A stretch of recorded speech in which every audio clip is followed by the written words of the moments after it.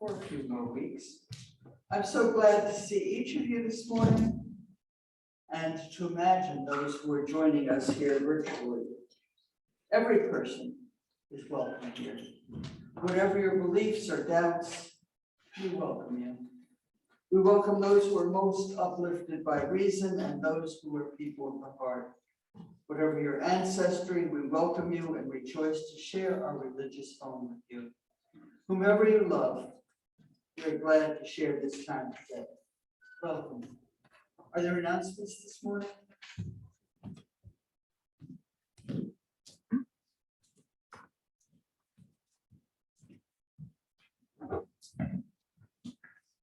Hi, I'm going to dive to announcements, the first of which is we will be having the congregational meeting after the service this morning at 11:45. All are welcome, members and non-members, but just as a reminder, only members can vote on the motions that are put forward, but all are welcome. The second is regarding Giant cards. So Giant has changed the way they process these, and supposedly it's supposed to make it easier. Anything that involves a computer and ordering it over the web, we've run into a couple of glitches. So it's still going to be a while until we figure out how to get the payment through electronically to Giant. So Giant cards are on hold until we get this figured out. So I thank you for your patience and support through Giant. Okay.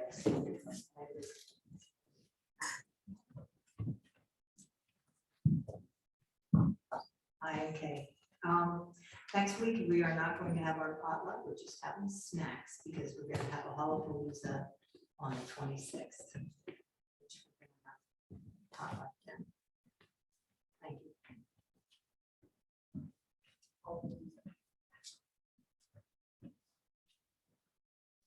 Ellen, will you do the honors of lighting the candles?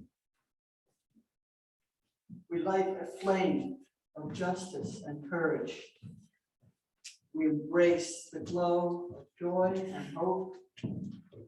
We turn to the light of divinity that we may rest in integrity.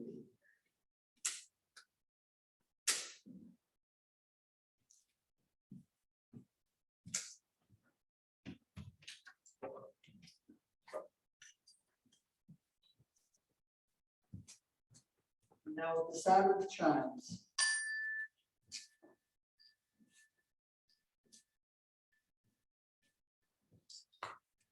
We hear the opening words from Howard Thurman.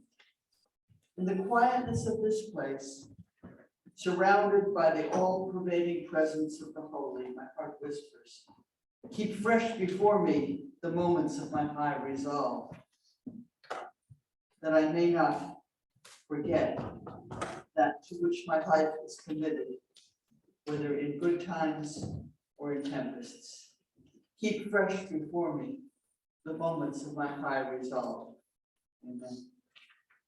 Our opening hymn, which I wish we could sing, is Once to Every Soul and Nation.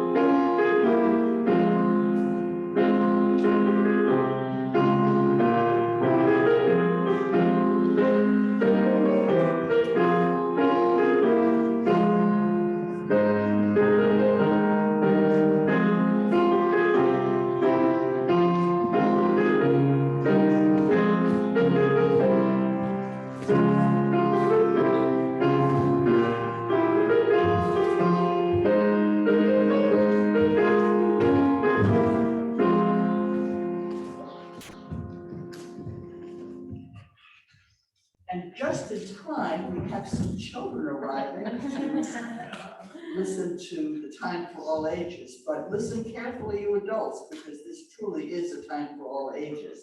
And I'll invite the children to come forward. The rugs have moved, disappeared. And They'll be fine. Ellen, before you get them, give me a hand down. And the children can come forward.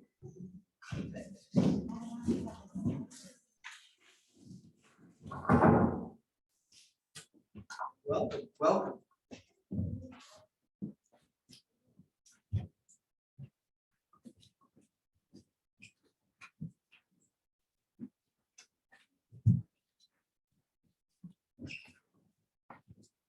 Everyone has a rug or a seat.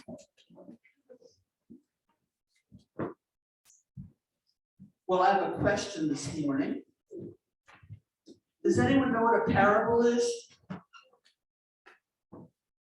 None of the children are answering. Do we have an adult who can answer that question? No. Okay. Oh, Kay has an answer. Would you like to tell us, Kay? Well, I think it's a story, it's told to make a point. That's a good way of putting it. A story, a parable is a story. And there's time for the children to come forward, and there's some rugs available. We're talking about what a parable is. It has an interesting etymology. Para means over, beyond, through, alongside of it. It means any number of things. And the bull part of it means to throw. So really a parable is kind of throwing the bull. And a parable is a story that might or might not have really happened, but it's true. It's true in a deep sense. Look at you all. Wow. This is a true story. It's about a lady we call Mother Pollard. Here's a picture of her. You can pass that around if you like. Now, we don't know a whole lot about her. We don't even know her first name. She was called Mother because, after all, she was an older woman. But she was part of the Montgomery bus boycott that was led by Dr. Martin Luther King. And we'll talk a little bit about what that is in the story. Now, a parable always starts in a certain way. It says, there was a certain woman. She was a poor, elderly African-American woman. You can have that. And she lived in Montgomery, Alabama at the time of the Civil Rights Movement. And that's the time when the people fought against segregation. They had a rule then, only white people were allowed to sit in the front of the bus. Does that seem crazy? If you were black, you had to sit in the back. And in fact, they moved it so that if there were too many white people, they moved the dividing line and the black people had to move to the back. Well, if there wasn't enough room in the back, you were supposed to stand. And that was not acceptable. So the good people of Montgomery decided that they would boycott the buses. That means they wouldn't use the buses at all. And that's when you refuse to buy something or use something because you object to how the company is behaving. Boycotts still happen. Well, and if the bus people didn't if the people didn't use the buses, then the company wouldn't get money. So they didn't like that. So the boycott was a way of getting the company to change its behavior. And for months, all of these people figured out different ways to get around. They shared taxis. They had carpools. They hitchhiked. They walked. Mother Pollard was old. It was hard for her to walk, and boy, do I sympathize with her. Her knees ached and her feet hurt. But day after day, she walked to work. She knew that walking meant standing beside her friends and neighbors. She knew that walking would help all of the people. One day someone said, Mother Pollard, you're old, you ache, you should take the bus anyway. You're just too old to keep walking. Everyone would understand. But Mother Pollard, she kept walking. She knew it was important. And the next time someone asked her if she was just too tired to keep walking, she answered, she said, my feet is tired, but my soul is rested. So when you go back to your class, if you have nothing more urgent to do, you can talk about what that might really mean. My feet is tired, but my soul is rested. And I'm not talking about her grammar, which was right for her time and place, although it sounds a little funny to us. So thank you very much for your quiet listening. It's nice to see you all. And you may leave or go back to your families, as the case may be. Thank you very much. Good morning.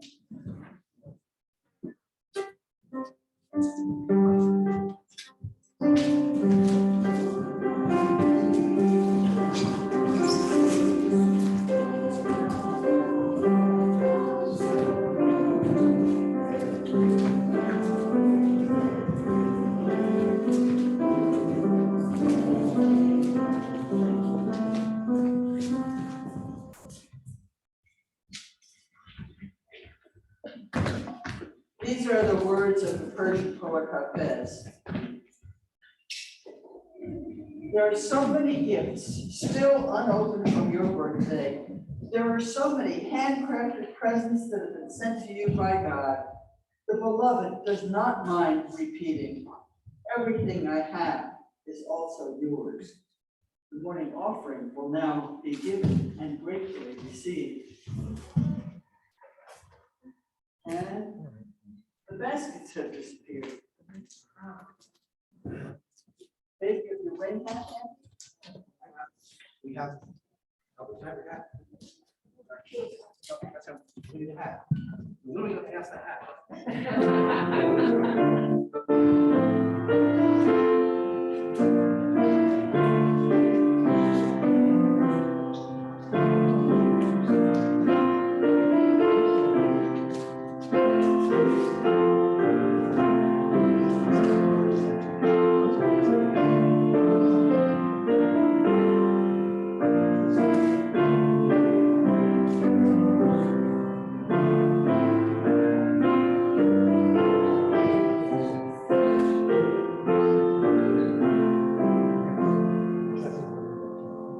What is given in love is received with gratitude. May this congregation ever be worthy of your generosity. The meditation this morning are words of Dietrich Bonhoeffer. We'll hear more about him later. He was a Christian minister who died in the Holocaust for his actions against the Nazi regime. He writes, "Who am I?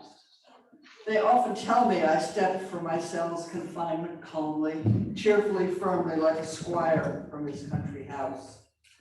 Who am I? They often tell me I used to speak to my warders freely and clearly, as though it were mine to command. Who am I? They also tell me I bore the days of misfortune equably, smilingly, proudly, like one accustomed to win. Am I really that of which other men tell me? Or am I only that which I know of myself, restless and longing and sick like a bird in a cage, struggling for breath as though hands were compressing my throat, yearning for colors, for flowers, for the voices of birds, thirsting for words of kindness, for neighborliness, tossing an expectation of great events, powerlessly trembling for friends at an infinite distance, weary and empty at praying and thinking and making, faint and ready to say farewell to it all. Who am I? This or the other? Am I one person today and another person tomorrow? Am I both at once? A hypocrite before others and before myself, a contemptible, woebegone weakling? Or is something within me still like a beaten army fleeing in disorder from victory already achieved? Who am I? They mock me, these lonely questions of mine. Wherever I am, thou knowest, O God, I am thine. I invite you to join in a few moments of silence, and then Carly will play the hymn called O Young and Fearless Prophet, which is a story about Jesus.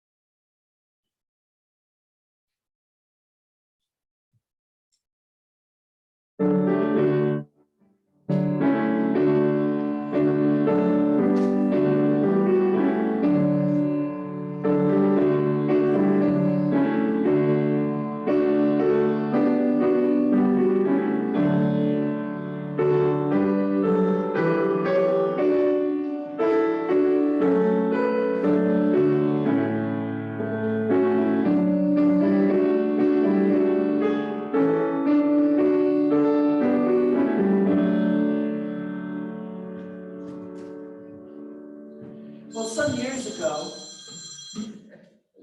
it fell to me to preach the same sermon, first to Methodists and then to UUs. and to use the Christian gospel. I was daunted. I found myself staring at one of the so-called hard sayings of Jesus, one of his more challenging messages. It is about suffering and fidelity, about the cost of preferring divine things to human things.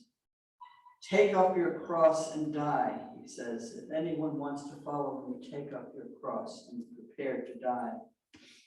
That sermon, the ancestor of this one, had a lot of Christian image and language, but that's because that's what Methodists needed. But even without that, the message and the text remain relevant to us today, perhaps more so than they were 15 or 20 years ago. An image came to mind, a man who's on the eve of his death. He knows that tomorrow he will be executed, killed for refusing to bend to cruel and oppressive authorities, for remaining true to his deepest values and loyal to his understanding of God. He didn't have to come to this. He had opportunities to escape. Friends have tried to persuade him to abandon his work, to avoid the suffering that is otherwise inevitable. He has refused. His life is his work, his soul. He's bound up with his devotion to God. He can no more bow to evil than he can will himself to stop breathing. He is who he is. And so he will take up his cross and go to his death. How many human beings, men and women, old and young, recent, long ago, gay and straight, black and white, Christian, non-Christian, how many human beings have had to make this terrible choice? How many human beings over the generations have had to decide whether to live out their faith, to align themselves with the divine, to do what is right and suffer for it, or to give in, to keep quiet, to yield to the powers that be, and so save their lives and lose their souls. And here's what I mean when I speak of living out our faith, of seeing things from a divine point of view. We all long for the source of justice and compassion. We want to be connected to the source of beauty and creativity. We pine for the sources of faith and love. Whether we name that source as God, whether we see it as inherent in the universe, whether we understand that source from reading the Bible, whether we use Christian language to express our longing, whether we filter our understanding through the guidance of reason and science or art and creativity, whether we experience divinity as something inherent deep within the human soul, and whether we are inspired by the life and death of Jesus, our brother, or worship the incarnation of God among us in the Christ, whether we content ourselves with simply using the language of human compassion. We are called to live in such a way as to bless the world with our presence. Unitarian minister and theologian Norbert Chopin put it this way in the 1920s. There is in every soul a thirst for something that is higher and greater than all science and all art. We call it by different names, but in essence, it is nothing other than a hidden cry for harmony with the infinite. God is the soul of our soul and the life of our life. Closer than breath and one's heartbeat is he. Every person is an embodiment of God, and in every one of us, God struggles for higher expression. If that thirst for the infinite is at the core of our lives, we will find ourselves struggling to become that higher expression of God. So let's go back for a moment to that image of a man about to die. Perhaps that man is Dietrich Bonhoeffer. Bonhoeffer was a Protestant theologian and a clergyman in Germany in the early 20th century. He was born at a time and place that enabled him to deeply understand and live the meaning of his Christian faith. Bonhoeffer believed in freedom and responsibility. Everything in his faith made him oppose the Nazis and Hitler.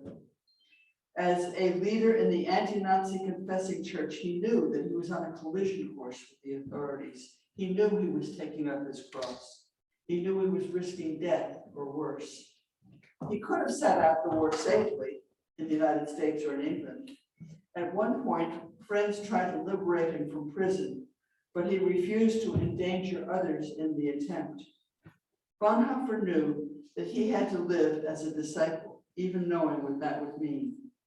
Here's what he says about the grace and the cost of discipleship. And surely, if he were writing these days, he would use more inclusive language. Cheap grace is the grace we bestow on ourselves. Cheap grace is grace without discipleship. Costly grace is the gospel which must be sought again and again, the gift which must be asked for, the door at which a man must knock. It is costly because it costs a man his life, and it is grace because it gives a man the only true life. Costly grace is costly because it compels a man to submit to the yoke of Christ and follow him. It is grace because Jesus says, "My yoke is easy and my burden is light." Knowing this, believing this, knowing what it meant to oppose the Nazis within Germany, Bonhoeffer took on an important role in the resistance. He did so with great intention and also with gladness. Even from prison, he wrote, "I am sure of God's hand and guidance. You must never doubt that I am thankful and glad to go the way in which I am being led." He was, of course, being led to the gallows. After being held in prison for 2 years without trial, Bonhoeffer was hanged in a concentration camp in August of 1945, just days before it was liberated by the Americans. Bonhoeffer was not alone, of course. Thousands of others joined the resistance. They risked all for their faith or for their vision of what humanity should be, or simply because the Nazis were abhorrent.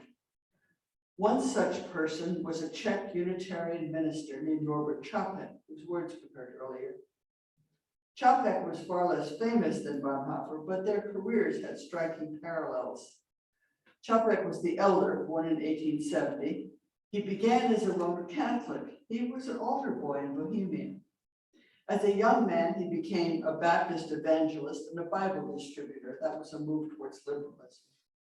Little by little, his faith became more liberal, first moving him towards the Moravian Brethren, and then, after a time, he came to the United States as a minister. He came to study. He left the Baptists. He and his wife were looking for a place for Sunday school for their children in northern New Jersey, and they went to the Montclair Unitarian Church, and the whole family became Unitarian. After World War I, he returned to Czechoslovakia and founded Unitaria, which became the largest Unitarian congregation in the world at 3,200 members. But like Bonhoeffer, Čapek was compelled to respond to Jesus' invitation to costly discipleship. Like Bonhoeffer in 1939, Čapek was invited to a place of safety in the United States. Like Bonhoeffer, he declined. "My conscience would make me very unhappy if I were compelled to desert my people in these days. I therefore feel that I cannot leave my people no matter what suffering may be involved." Bonhoeffer had made a similar choice, saying, "I shall have no right to participate in the reconstruction of Christian life after the war if I do not share in the trials of this time with my people. Between supporting Nazi Germany and Christian civilization, I know which of these alternatives I must choose, but I cannot make this choice in security." Bonhoeffer stayed, Čapek stayed. When the Nazis occupied Czechoslovakia, Čapek's preaching was subversive. His whole ministry helped people to resist. The Gestapo attended Čapek's services to gather evidence against him. Despite everything, the church was thriving when, like Bonhoeffer, Čapek was arrested, ostensibly for the crime of listening to foreign broadcasts, the BBC, the Voice of America. In fact, he was caught red-handed. He was standing beside a shortwave radio, which had been his 70th birthday present, a gift from the board of trustees of his congregation. Chapek was convicted, but given a light sentence, and he would have been home in a month after the trial. But just then, a German occupying official who was known as the Butcher of Prague was assassinated by the resistance, and Chapek was caught up in the reprisals. He was sent to Dachau in 1942. The circumstances surrounding his death are murky, but it is clear that he died at the hands of the Nazis, possibly in a medical experiment. Another disciple who took up his cross and followed Jesus unto death. Bonhoeffer and Chapek were two heroes of discipleship. They lived and died following Jesus, though it meant the cross for both of them. What are their lessons for us today? There is a Unitarian Universalist organization of UU Christians, and their motto is freely following Jesus. But that is not our only theological path. For us, whatever language we use, perhaps we will never be forced to make the grim life or death decisions that faced Christians in Nazi Germany. Perhaps we live in somewhat easier times. Following our own best nature might not mean the Gestapo at the door for us. Well, that's what I said then. I've been preaching for over 30 years now. And how many times have I said something like this, that our choices are not as stark as they used to be? But now I feel much less certain. With the threats to democracy ever growing all over the world, with racism, misogyny, homophobia, transphobia, anti-immigrant and other hatreds ever more violent, with military nationalism on the rise and the climate catastrophe ever looming, with truth itself in a struggle for life and death. My anxieties run towards war and witch burning, an American gulag, a pandemic that destroys civil society. Now, I am a catastrophizer by nature, so maybe I'm exaggerating. But we may, in fact, be forced to choose like Chapek and Bonhoeffer, and the brave people of Ukraine, and the brave children of Uvalde, and countless of others between integrity and survival. The first lesson is that the hard path may beckon us irresistibly. Bonhoeffer and Chapek had escape routes.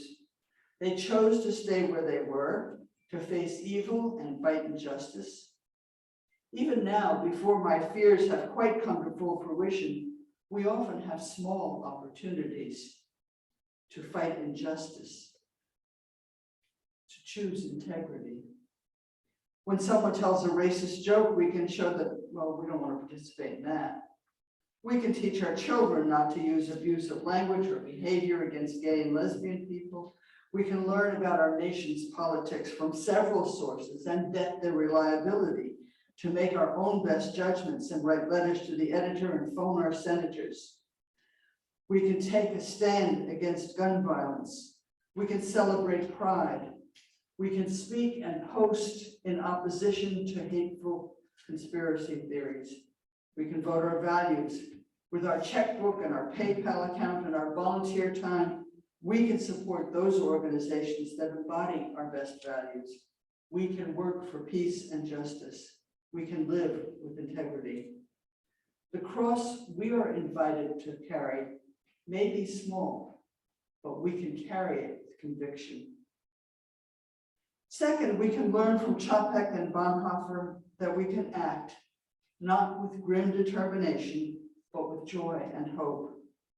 Both of those heroes and countless others went to their deaths smiling. Long before his arrest, Chapek wrote, "How can a person be ready to undergo difficult trials?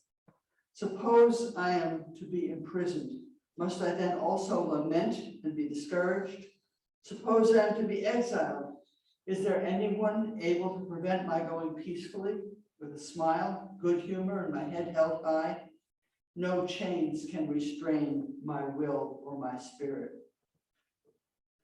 And in prison, Chapek wrote 10 hymns, he carved a chess set. He began every letter to his family, I am healthy and in good spirits. A priest who knew Chapek in prison wrote about him. Your daddy looked very nice. He always was in a good mood and was able to encourage all the people around him, to bring them out of their bad situations into a good mood. I cannot understand it any other way than that there was in it a higher power. Similarly, Bonhoeffer wrote that discipleship means joy. A fellow prisoner wrote about him. He always cheered me up and comforted me. He never tired of repeating that the only fight which is lost is the one in which we give up. It is not that Bonhoeffer did not struggle with despair. It is rather that he knew at his depths that whoever he was, however he was feeling, his commitment to the divine meant always a connection to hope. Writing from prison, he wrote about his ambivalence, and we heard that before. Who am I, this or the other? Whoever I am, thou knowest, God, I am thine. I am thine. That deep connection with God, that thirst for the infinite, that longing for the sources of justice and compassion. To Bonhoeffer, the ultimate identity is to belong to God, or to the good, if you prefer that language. Bonhoeffer and Chapek found joy and hope in a grim situation. And today we are increasingly understanding the importance and the vitality of Black joy in situations of oppression. So what is hope for you? What is joy for you in this congregation? What challenges await you individually and collectively? How will you face the coming months and years? How can you move beyond the kindnesses and charities you are already so good at? Just last week, you hosted an important meeting on legislative responses to the need for renewable energy. You can follow up your human energy, writing letters and supporting organizations. You can vote your values and find ways to encourage others to do so, and act with others like fair districts to amplify the voice of the people. How will you prepare to live in a post-Roe world if our worst fears about that decision are realized, and if other freedoms are compromised? Birth control, same-sex marriage, interracial marriage, they're all under threat. One thing you can do is to invest your congregational energy in comprehensive sexuality education. The Unitarian Universalist Association and the United Church of Christ combined forces to create a curriculum called Our Whole Lives. It's referred to as OWL. It's comprehensive. It is sexuality education, and it's combined with values. There are different modules for different ages. There are different settings where UUs are Christians or secular. You could be the support which helps a young person resist sexual predation, or make good decisions in accordance with their best values, or know how to avoid pregnancy or respond to trans bullying. You could save lives. You could create a summer program for local kids sharing wholesome values with a peace camp or a Harry Potter camp, and make it free and available to the kids around you. You could proclaim your values loudly and visibly by flying that lovely rainbow flag every week. I think this is our second week. And adding a Black Lives Matter flag. You can promote action on gun violence. Begin by calling your senators about universal background checks. No doubt you have additional ideas. You can have a whole congregation workshop and consult with your youth. You can get help from the UU regional staff. You can make some decisions and support each other. Any of these projects would bless the world and draw new people to this congregation. You could grow and thrive. There are costs, there are risks, but you are people of faith. You're smart and thoughtful, energetic and committed. You have the examples of Chapek, who invented the flower ceremony we celebrated in May, a lovely metaphor for beautiful diversity coming together and creating community which blesses the world and all of the individuals. These times are more perilous than we expected, but deep down, you have been preparing. You can meet the challenge. You can rest your soul. My soul is rested, said Mother Pollard. She knew, as Bonhoeffer knew, as Chopek knew, as Jesus no doubt knew. Mother Pollard knew that whatever the cost, however great the suffering, whatever the circumstances demand of us, the deepest part of us, the soul of our souls, our very selves, our best selves,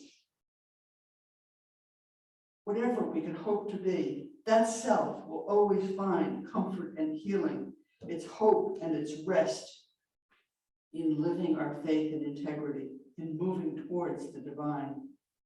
May we so live that we were able to say with Mother Pollard, my feet is tired, but my soul is rested. Amen, shalom, salam, and blessed be. Our closing hymn asks, do you hear?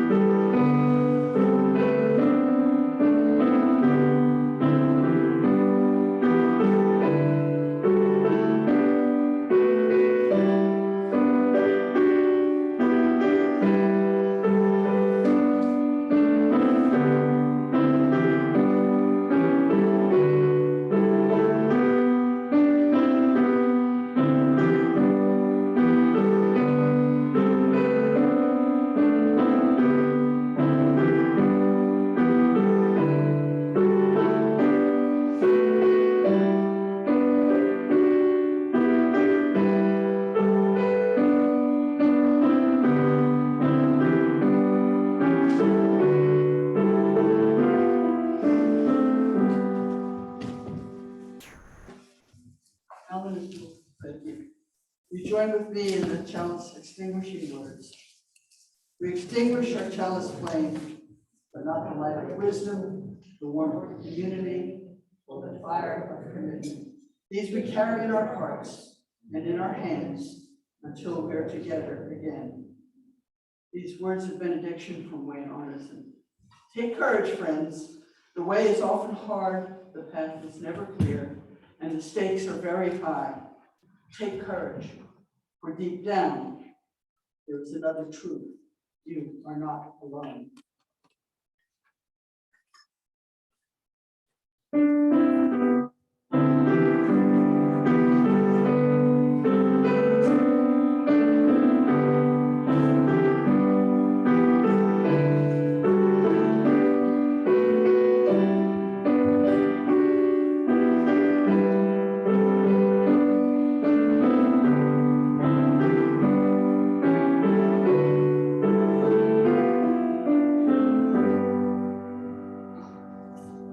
Thank you, Carly. Thank you, Ellen. Thank you, everybody who makes this possible. With the recording off now,